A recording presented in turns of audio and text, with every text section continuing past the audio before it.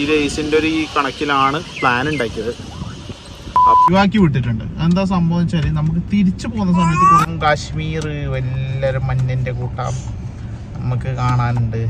എൻ്റെ മെയിൻലി ഉദ്ദേശം കാശ്മീർ മഞ്ഞ് കാണാൻ ജീവിതത്തിൽ ഇതുവരെ കാണാത്തൊരു സംഭവമാണ്. പിന്നെ ഉള്ളത്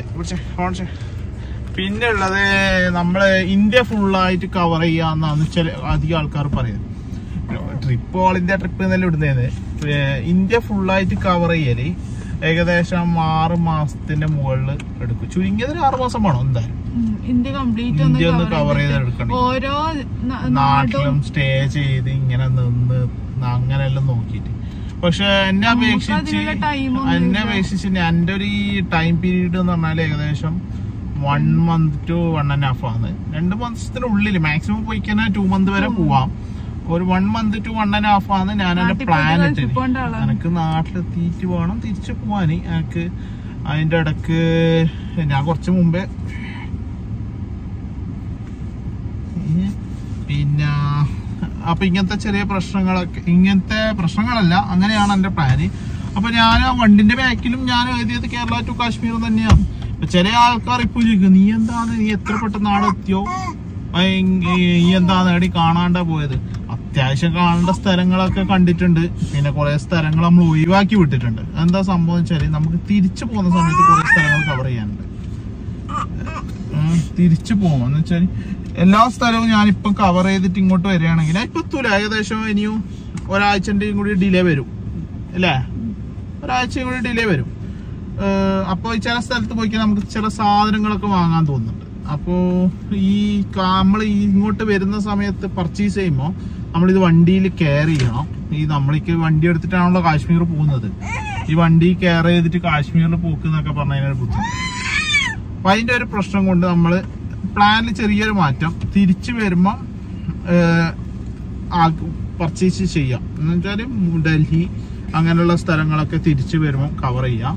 അവിടെ നിന്നൊക്കെ പർച്ചേസ് മുംബൈ അതുപോലെ തന്നെ പെട്ടെന്ന് എക്സിറ്റ് ആയതായ ഒരു ഇതുകൊണ്ട് തന്നെ മുംബൈയിൽ എന്തെങ്കിലും പർച്ചേസ് ഇതൊക്കെ ഉണ്ടെങ്കിൽ നമുക്ക് തിരിച്ചു വരുമ്പോൾ പർച്ചേസ് ചെയ്യും. പിന്നെ പിള്ളേരല്ലേ നിങ്ങൾ വിചാരിക്കും പോലെ നമുക്ക് കുറെ നാള് പുറത്ത് ഔട്ടിൽ ഇങ്ങനെ നിൽക്കാൻ കഴിയില്ല.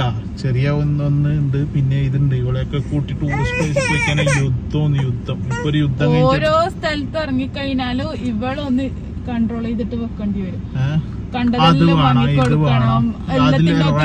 ഇപ്പൊ ഒരു റൈഡിൽ കയറാൻ 200 രൂപ. അങ്ങനെ ഇപ്പൊ അതിന്റെ ഇപ്പൊ ഒരു റൈഡില് കയറിയിട്ട് 200 രൂപയായി. പിന്നെ അപ്പൊ ഓരോന്നിലും കയറാൻ ഇപ്പൊ ഏറ്റവും റൈഡ് 160 രൂപ സ്റ്റാർട്ടിങ് റൈഡ്. ഷെല്ലിന് 160 രൂപന്റെ റൈഡാണ്. പിന്നെ ഉള്ളത് 200, പിന്നെ 300 മിനിറ്റ് റൈഡുള്ളത് അവിടെ. അങ്ങനെ ഓരോന്നിൽ കയറാനും നമുക്ക് നടക്കൂല. ഓരോ റൈഡിൽ ഇവര് കയറണമെന്ന് പറയുന്നു. ഒന്ന് കഴിയുമ്പോൾ അടുത്തതിൽ കയറണം, അതിന്റെ അപ്പുറത്തേൽ കയറണം. 200 രൂപന്റെ റൈഡിൽ കയറിയിട്ട് തന്നെ ഫുള്ള് 3 മിനിറ്റ് ടൈം. 1 മിനിറ്റ് ആകുമ്പോഴേക്കാൻ ഓള് മടുത്തിന്, ഓള് കരയാൻ തുടങ്ങി.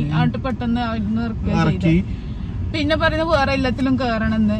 അത് ഇവിടെ ഒരു 200 രൂപക്ക് മൊത്തത്തിൽ കയറലാണെങ്കിൽ സുഖമായിക്കോട്ടെ. ഡെസ്റ്റിനേഷൻ അല്ലേ? അപ്പൊ പിന്നെ എല്ലാ റൈഡും നമുക്ക് അഫോർഡബിൾ അല്ല. എന്ന് വെച്ചാൽ നമ്മൾ ഈ സ്ഥലത്ത് മാത്രമായിട്ട് വരുന്നതല്ല.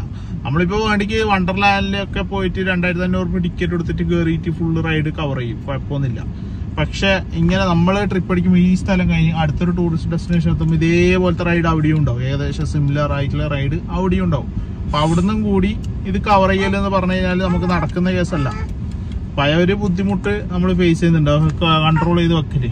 പിന്നെ ടൂറിസ്റ്റ് ഡെസ്റ്റിനേഷനിൽ 1 രൂപന്റെ സാധനത്തിന് 4 രൂപ കൊടുക്കണം. ചോക്ലേറ്റ് ആയാലും അതായാലും ഇതായാലും എക്സ്പെൻസീവ് ആണ് പൊതുവെ. പിന്നെ ചെറുതിന്റെ കാര്യം, ചെറുതെന്ന് വെച്ചാൽ ആകെ 10 മാസേ ആയിട്ടില്ലോ, 11ാമത്തെ മാസത്തിലേക്ക് കടക്കും.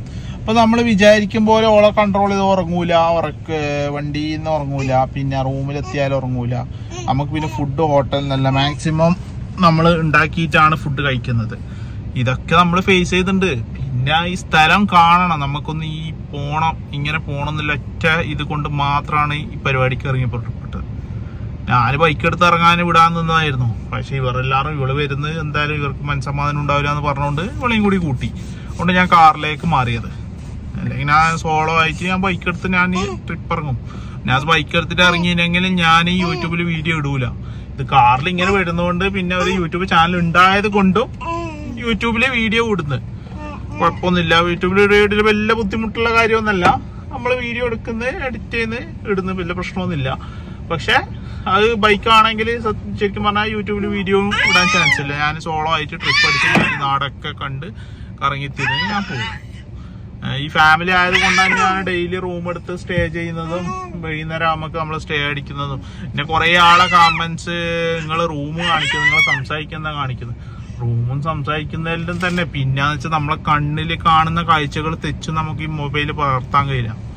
നമ്മള് വരുന്ന വഴിക്ക് ആ യാത്ര തന്നെയാണ് ഒരു ട്രിപ്പ്, ആ ഒരു എൻജോയ്മെന്റ് ആണ്. ഇവിടെ കാണാനുള്ളത് ഫ്ലവർ മറ്റേ പൂന്തോട്ടം, സൂ, പിന്നെ ലേക്ക് പോയി. ലേക്കൊക്കെ നമ്മള് പല സ്ഥലത്തുനിന്ന് ഇപ്പൊ ലേക്ക് കണ്ട് പല സ്ഥലത്തുനിന്നും നമ്മൾ കാണുന്ന ലൊക്കേഷനൊക്കെ ഏകദേശം ഒരുപോലെ തന്നെയാണ്. ഇതിൽ തന്നെ നമുക്ക് ഡിഫറെന്റ് ആയിട്ട് കാണാനുള്ളത് വെച്ചാൽ ഇതാണ് ഐസ് കാശ്മീറാണ് നമുക്ക് ഡിഫറെന്റ് ആയിട്ട് കാണാനുള്ളത്. പിന്നെ ആ മാളൊക്കെ കേറി ഇറങ്ങി, കുറെ സ്ഥലത്ത് മാളൊക്കെ കേറി. ഇനിയിപ്പോ ചണ്ഡീഗഡിൽ നിന്ന് വിട്ട് കഴിഞ്ഞാല് നമുക്ക് അമൃത്സറാണ്. അമൃത്സറിൽ 2-3 കാര്യങ്ങളുണ്ട്. ഒരു ഗോൾഡൻ ടെമ്പിൾ, അത് നമ്മള് ലിസ്റ്റിൽ മെയിൻ ആയിട്ടുള്ള ഒരു സംഭവം. പിന്നെ ഉള്ളത് ഇന്ത്യ ബോർഡറാണ്, വാഗ ബോർഡർ. മറ്റേ സെലൂട്ടും ഇതൊക്കെ ഇല്ലേന്ന് രാവിലെ അടത്തണം.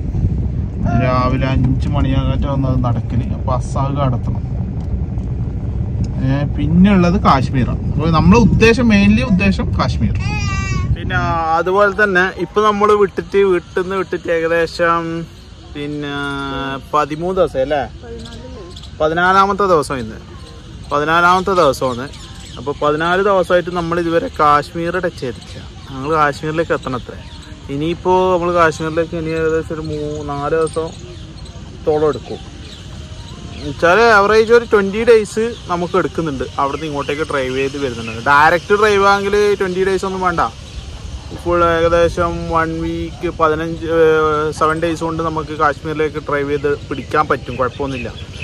പക്ഷേ ഇത് നമ്മൾ 20 days എടുക്കുന്നുണ്ട്. അപ്പോൾ 20 days വരാൻ ഏകദേശം ഇതേപോലെ 20 days പോകാനെടുക്കും. അതിൻ്റെ കൂടെ എക്സ്ട്രാ സ്റ്റേ അത് ഇതൊക്കെ വരുന്നുണ്ടെങ്കിൽ അപ്പോൾ അവിടെ സ്റ്റേ ചെയ്യുന്നത് തന്നെ ഏകദേശം 1.5 40 days 50 days-ഓളം വരും.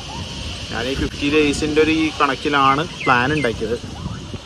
അപ്പോൾ അതാണ് ഇപ്പോൾ ഉള്ളത്. നമ്മൾ റോസ് ഗാർഡനിലാണ് ഇവിടെ പഞ്ചാബിൽ. പിന്നെ നല്ല അടിപൊളി ഗാർഡനാണ്. ഇപ്പോൾ ഉച്ചയ്ക്ക് ഇവിടെ റെസ്റ്റ് എടുക്കാൻ വന്നത്. അടിപൊളി സീനറിയാണ്. ഇവിടെ വൈകുന്നേരം നമുക്ക് ആൾക്കാർ ഇങ്ങനെ കൂടി വരുന്നുണ്ട്. ഇവിടുത്തെ ഏറ്റവും വലിയ രസമാണ് സ്കൂളെല്ലാം കട്ടാക്കിയിട്ട് കുറേ എണ്ണം വരുന്നുണ്ട്. കപ്പിളായിട്ട് ഇങ്ങനെ ഇരിക്കാൻ. മറ്റേ ഏതിലോ മൂലക്ക് പോയിട്ടുണ്ട്. സ്കൂളിൽ യൂണിഫോമിലെല്ലാം വരുന്നത്.